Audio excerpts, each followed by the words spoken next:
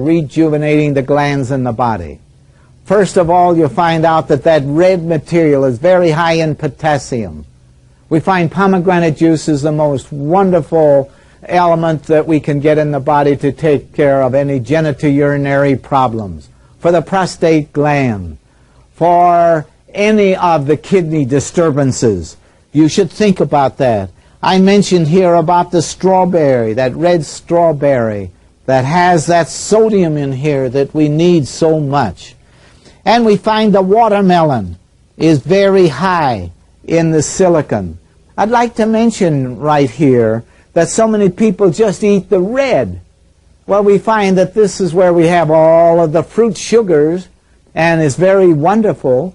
But the white that we have in here, I don't know. Do you realize that that's the highest thing you can get in sodium? And what do you do when you take that red and that